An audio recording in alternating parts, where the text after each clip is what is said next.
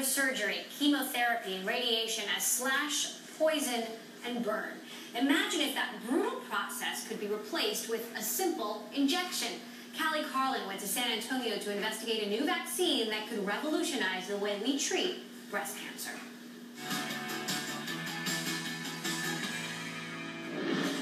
Raquel Leos Gutierrez was diagnosed with early-stage breast cancer last year. But everything with the vaccinations is going okay?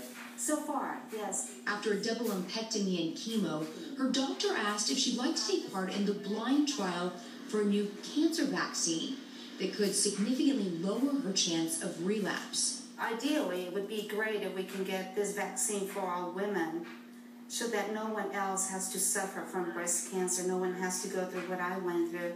And early results are promising. Of the roughly 180 patients who've been on the trial for a year and a half, only 4% have had a relapse, compared with 8% in the control group.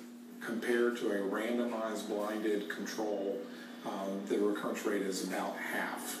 George Peoples is a military doctor who has spent 10 years here at Brooke Army Medical Center in San Antonio, Texas, where he's tested vaccines while simultaneously serving 7 tours of duty.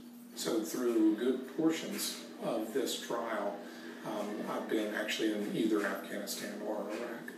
So you've gotten used to communicating from afar with your researchers? Actually, as it turns out, my research team, they like it better when I'm here and distracted than when I'm there. What would be the ultimate hope or the best case scenario for a cancer vaccine? What's your grandiose plan?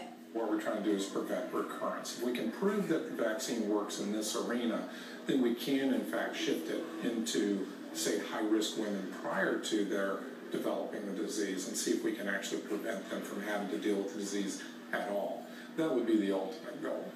The vaccine is made of synthetic proteins, which are relatively cheap to make.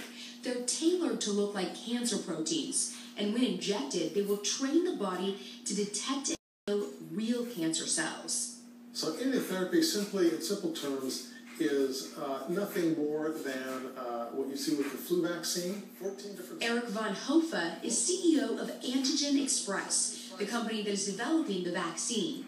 What we've done is taken a very small fragment of that protein, modified it in a way so that the immune system can see it better, so that the body's own defenses can start going after the cancer.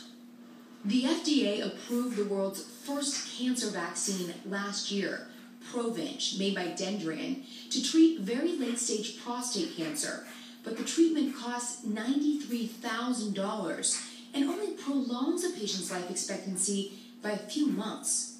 The cost was obviously very prohibitive. How would the cost of your vaccine compare? It would be a fraction of the cost of Provenge. Are we talking half? Are we talking a tenth? Are we talking a quarter? I would say something like, probably a quarter, although, I really can't say at this point. Getting the pricing right will be crucial. Stock prices of Dendrian plummeted last summer when it failed to meet an important sales goal. Fortunately, that's given the whole field, if you will, kind of a bad name or a black eye. And people have said to me repeatedly, we've heard cancer vaccines before, and we know that they failed. When the reality is, they probably just were tested in the wrong patient populations. To target the right population, Peoples is testing the vaccine with women whose cancer has not yet spread. And so far, that's yielding impressive results. It's thrilling. We can truly say that we feel that we can prevent breast cancer recurrence. It is a substantial statement to be able to decrease the recurrence rate by 50%. That was Bloomberg's Callie Carlin. You can watch more innovative